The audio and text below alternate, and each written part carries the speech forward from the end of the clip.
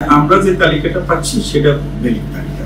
তারা ক্যান্ডিডেট হবে, তারা নমিনেশন ফর্ম নেবে, তারা ভোট দিতে পারবে এবং ক্যান্ডিডেট হতে পারবে। নির্বাচনের কোনো ধরনের সংখ্যা আছে না, আমরা এই পর্যন্ত কোনো সংখ্যা পাচ্ছি না, কোনো ধরনের সংখ্যা। কারণ এটা সবচেয়ে প্রত্যাশিত ছাত্রছাত্রীদের একটা ইলেকশন। তারা জুলাই অভ্যুত্থানের পরে দীর্ঘদিন ডাকসু হয় না, তারা চাইছে ডাকসুটা। আর তাছাড়া আমরা তো জাতীয়ভাবে দীর্ঘদিন ভোট থেকে বঞ্চিত, তাই না? সেদিক থেকে ছাত্রছাত্রীরা তাদের প্রথম দাবি হচ্ছে আমরা আমাদের নেতৃত্বটা আমাদের মাধ্যমে ঠিক করতে চাই। আমরা প্রথমবারের মতো, আপনারা জানেন, ইতিহাসে প্রথমবারের মতো আমাদের ছাত্রছাত্রী সহ সকল অংশীজনদের একটা বড় দাবি ছিল।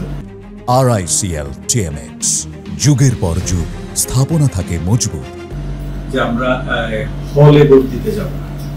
তো তাদের এই দাবি মেনে নিয়ে আমরা 18টা হলকে 6টা কেন্দ্রে ভাগ করে আর প্রত্যেকটা কেন্দ্র হলের বাইরে, যে 6টা কেন্দ্র বাইরে। এতে হলো কি, হল কেন্দ্রিক যে একটা প্রভাব বলেছিল ছাত্রছাত্রীদের রেসিডেন্স নন রেসিডেন্স, তাহলে সেই প্রভাব বলাটা ভেঙে গেল।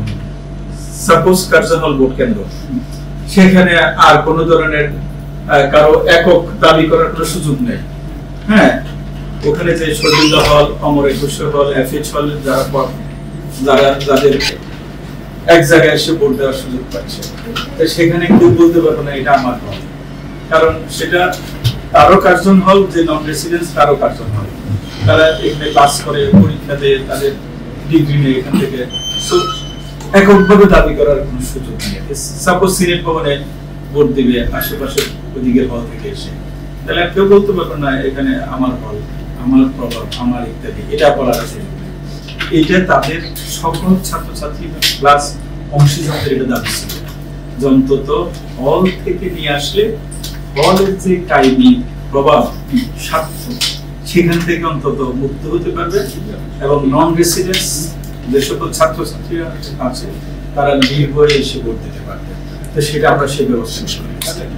আর একটা ইস্যু ছিল সিকিউরিটির ইস্যু। আমরা সিকিউরিটির বিষয়ে আমরা সকল পক্ষের সাথে আলাপ চলতেছে, বিশ্ববিদ্যালয় প্রশাসন, প্রক্রিয়া বডি এবং রাষ্ট্রের আইন শৃঙ্খলা বাহিনী সবার সাথে আমাদের অলরেডি মিটিং হয়েছে কয়েকটা, ভবিষ্যতে হবে।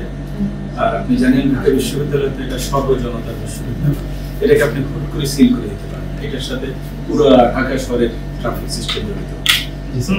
আমরা চেষ্টা করব এর মাঝেও ভোটের আগের দিন, ভোটের দিন কিভাবে এটাকে যানজট মুক্ত করা যায়, আর বৈধ ছাত্রছাত্রী যারা এবং এখানকার রেসিডেন্ট যারা, তারা যাতে তাদের আইডি কার্ড নিয়ে ইজিলি প্রবেশ করতে পারে, তাহলে বহিরাগত আসাটা অটোমেটিক্যালি ধরে যাবে।